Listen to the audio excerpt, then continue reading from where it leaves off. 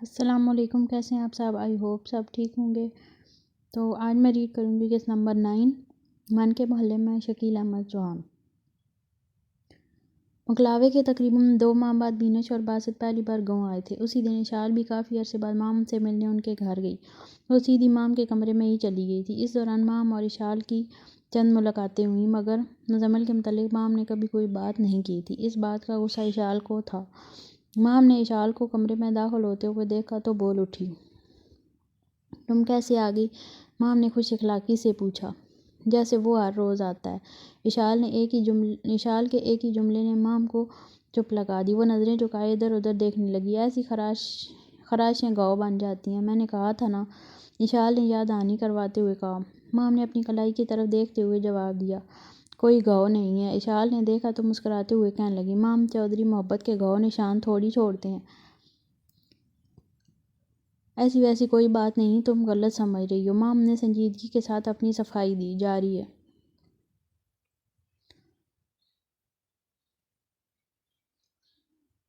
Very funny, اس لڑکی روزانہ اسے کھڑکی سے دیکھتی ہو، پر ایسی ویسی کوئی بات نہیں۔ اشال نے ہلکا سا طنز کیا تھا۔ میرا یقین کرو اشال، مام نے زور دے کر کہا۔ اوکے فائن، کر لیا تمہارا یقین۔ Can you explain this to me? کیوں دیکھتی ہو اسے؟ اشال نے بغیر کسی لحاظ کے مام کو کہہ دیا۔ مام گردن جھکائے بیٹھی تھی، اس کی آنکھوں میں نمی آ چکی تھی۔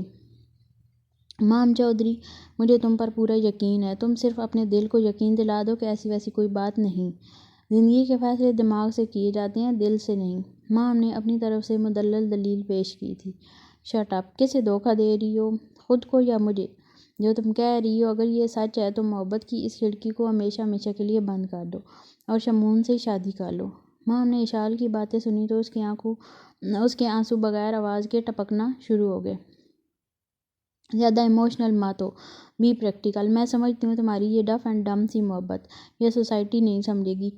کوئی دیکھے گا تو کہے گا کہ لڑکی کی شادی کی عمر ہو گئی ہے، اس کی فوراً شادی کر دو۔ وہ بھی پاگلوں کی طرح 2 ماہ سے آ رہا ہے۔ یہ لو موبائل اور اسے حقیقت بتا دو۔ کیسی حقیقت؟ مام نے جلدی سے اپنے آنسو صاف کرتے ہوئے پوچھا۔ یہی کہ تمہاری منگنی ہو چکی ہے۔ یہ تو مجھے بھی پتہ ہے کہ میری منگنی ہو چکی ہے، مام نے گائل آواز کے ساتھ اقرار کیا۔ پھر مت بنو ایڈیٹ۔ اشال نے یہ کہا ہی تھا۔ مام نے کھلی کھڑکی کا پردہ پیچھے ہٹایا اور کھڑکی کے پاس پڑی ہوئی ایزی چیئر پر گردن جھکا کر بیٹھ گئی۔ مام چند منٹ اسی حالت میں بیٹھی رہی۔ اشال کی نظریں اس پر مرکوز تھیں۔ مام کچھ کہنا چاہتی تھی، پھر اس نے اپنا ارادہ بدل لیا اور صرف شکایتی نظروں سے اشال کی طرف دیکھا۔ اشال اٹھ کر اس کے پاس گئی اور معذرت خواہ انداز میں بولی، مام سوری، غصے میں پتہ نہیں کیا کیا کہہ گئی۔ یار مجھے تمہاری فکر ہے۔ I hope you understand my concern. بند دروازے پر دستک ہوئی۔ مام ایزی چیئر سے اٹھی، ڈریسنگ ٹیبل کے شیشے میں خود کو دیکھا، اپنے بال سیدھے کیے، چہرہ ٹیشو سے صاف کیا۔ کھول دو دروازہ۔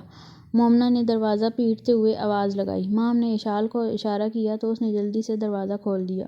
اتنی دیر لگا دی دروازہ کھولنے میں؟ مومنہ نے اندر داخل ہوتے ہی کہہ دیا۔ بس کچھ بات کر رہے تھے، اشال نے جلدی سے جواب دیا۔ باتیں سننی ہیں تو نیچے آ جاؤ۔ بینش باجی لاہور سے آئی ہوئی ہیں، نیچے امی کے پاس بیٹھی ہیں۔ جب سے آئی ہیں اپنے سسرال کے قصے سنائے جا رہی ہیں۔ امی نے بلایا ہے، جلدی آ جائیں، چائے بنا رہی ہوں۔ مومنہ نے جاتے جاتے ایک ساتھ کافی سارے باتیں کہہ دیں۔ کیا بتاؤں مامی جی، بیگم صاحبہ بڑی اچھی ہیں۔ ابھی 10 دن پہلے کی بات ہے، جو کام والی ماسی تھی نا، اس نے کام چھوڑ دیا۔ بادلہ کے پرچے ہونے والے ہیں۔ مزمل صاحب اسے کام نہیں کرنے دیتے۔ خالہ بلقیس سے اتنا کام ہوتا نہیں، مجھ سے دیکھ کر رہا نہیں گیا۔ پھر میں شروع ہوئی اور چٹ پٹ سارے کام ختم کر دیے۔ بیگم صاحبہ نے دیکھا تو 1000 کا نوٹ اور ایک سوٹ اسی ٹائم انعام میں دیا۔ پھر کہنے لگی، بینش اچھا نہیں لگتا کہ تو بیٹھی رہے اور تیری ساس کام میں لگی رہے۔ بینش یہ بتا، مزمل صاحب کو کیا تکلیف ہے جو بادلہ کو کام نہیں کرنے دیتے؟ اشال نے بینش کی باتوں کے نہ تھمنے والے سلسلے کو روکا اور اسی کے انداز میں اس سے پوچھا، مزمل صاحب تو بہت اچھے ہیں جی، بادلہ سے چھوٹی بہنوں کی طرح پیار کرتے ہیں، کہتے ہیں تمہیں ڈاکٹر بناؤں گا۔ چائے؟ مومنہ چائے کی ٹرے اٹھائے کھڑی تھی۔ بینش اسے بتاؤ کہ بادلہ کتنا پڑھتی ہے؟ مام نے مومنہ کی طرف دیکھتے ہوئے کہا۔ مومنہ نے میز پر چائے کی ٹرے رکھی اور باری باری سب کو چائے پیش کی۔ چائے کے دوران بھی بینش کی باتوں کا نہ ختم ہونے والا سلسلہ جاری رہا۔ مریم بی بی نے چائے پی اور نماز پڑھنے چلی گئی۔ مومنہ کو مام نے پڑھنے بھیج دیا۔ تمہارے مزمل صاحب کیسے ہیں؟ اشال نے مام کی طرف دیکھتے ہوئے بینش کی پھر سے چابی گھما دی۔ مزمل صاحب تو بڑے اچھے ہیں، کام سے سیدھا دوسری منزل پر اپنے کمرے میں۔ تم گئی ہو اس کے کمرے میں؟ اشال نے بات کاٹتے ہوئے جلدی سے پوچھا۔ دیکھنا تو چاہتی تھی پر باسط نے منع کیا ہے، صرف بازلہ کو جانے کی اجازت ہے ان کے کمرے میں۔ ایسا کیا ہے وہاں؟ اشال نے اشتیاق سے پوچھا۔ پتہ نہیں، بازلہ بتا رہی تھی مزمل بھائی کو بالکل پسند نہیں کہ کوئی ان کی چیزوں کو ہاتھ بھی لگائے۔ بازلہ نے یہ بتایا تھا ان کے کمرے کا سارا سامان باہر کے ملکوں کا ہے۔ اچھا یہ تو بتاؤ تمہارے صاحب کو کھانے میں کیا کیا پسند ہے؟ پھل، فروٹ اور ڈرائی فروٹ، چائے اور کافی بڑے پیتے ہیں۔ بینش نے سب کچھ ٹھیک ٹھیک بتایا مگر اس کا تلفظ غلط تھا۔ مام جو اب تک خاموش تھی اطمینان سے بولی۔ بینش تم نے سب کے بارے میں بات کی سوائے باسط بھائی کے؟ بینش کا چہرہ کھل گیا۔ باسط کا نام سن کے بینش چہکتے ہوئے بولی، مام باجی باسط کی کیا بتاؤں، وہ تو اتنا اچھا ہے کہ میں بتا ہی نہیں سکتی۔ تم سے محبت کرتا ہے؟ اشال نے فوراً پوچھا۔ بہت محبت کرتا ہے، بڑا خیال رکھتا ہے میرا۔ محبت کا اظہار کیسے کرتا ہے؟ وہ تو بول نہیں سکتا۔ اشال نے دو ٹوک ہی پوچھ لیا۔ اشال باجی تم بھی ایویں ہو، تمہیں کس نے کہہ دیا محبت بتانے کے لیے بولنا ضروری ہے؟ محبت تو جیسے تختی پر لکھتے ہیں ویسے ہی بندے کے منہ پر لکھی ہوتی ہے۔ محبت میں نہ پوچھتے ہیں اور نہ بتاتے ہیں، بس اندروں اندر ہی پتہ چل جاتا ہے۔ بینش تھوڑی دیر بیٹھی پھر معراج کے گاؤں اپنے میکے چلی گئی۔ مام تو ویسے ہی کم گو لڑکی تھی۔ بینش کے جانے کے بعد اشال کو بھی چپ لگ گئی تھی۔ آج تم چپ چپ سی ہو؟ حارث نے واٹس ایپ پر ویڈیو کال کرتے ہوئے اشال سے پوچھا۔ نہیں ایسی تو کوئی بات نہیں۔ اشال نے اپنی دونوں ہتھیلیوں سے اپنے چہرہ صاف کیا۔ جو محبت میں چہرہ نہ پڑ سکے وہ محبت کی پریکشا میں فیل ہو جاتا ہے۔ حارث نے موبائل پر اشال کے چہرے پر نظریں ٹکاتے ہوئے جواب دیا۔ کیا تم مجھ سے محبت کرتے ہو؟ اشال نے موبائل کی طرف سے گردن موڑتے ہوئے پوچھا۔ یہ سوال میں نے تم سے کبھی نہیں پوچھا۔ تم نے پوچھا ہے تو جواب یہ ہے کہ اپنے دل سے پوچھ لو۔ تم مجھے اصل بات بتاؤ جس کی وجہ سے تم ڈسٹرب ہو۔ کم آن اشال ٹیل می۔ ڈسٹرب تو ہوں، تمہیں کیسے پتہ چل جاتا ہے؟ اشال نے شرماتے ہوئے سوال کیا۔ انسان کا فیس اس کے اندر کا مرر ہوتا ہے جس میں سب کچھ کلیئر نظر آتا ہے۔ جس بات کی وجہ سے تم ڈسٹرب ہو وہ تم نے مجھے ابھی تک نہیں بتائی۔ بتاتی ہوں، مزمل بیگ ہے نا؟ کون مزمل بیگ؟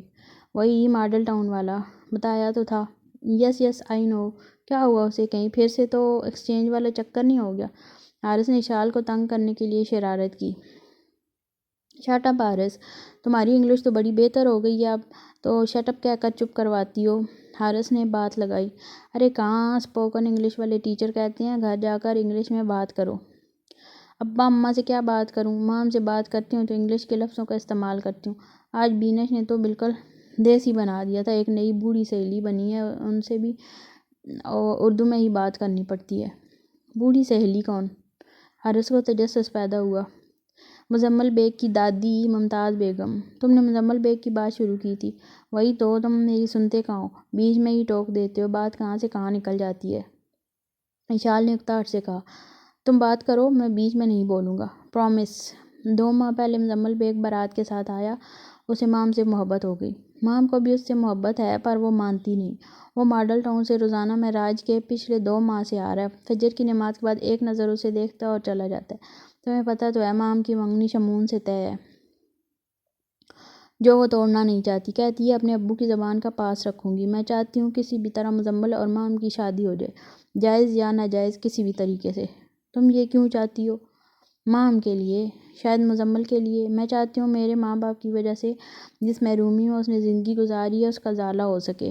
میرے ماں باپ نے اس کے ساتھ اچھا نہیں کیا، وہی کچھ اس کے پیرنٹس نے تمہارے ساتھ بھی تو کیا تھا۔ مجھے تو اماں ابا نے اتنا پیار دیا کہ اپنے ماں باپ سے نفرت سی ہو گئی ہے مجھے۔ میں کچھ کہوں؟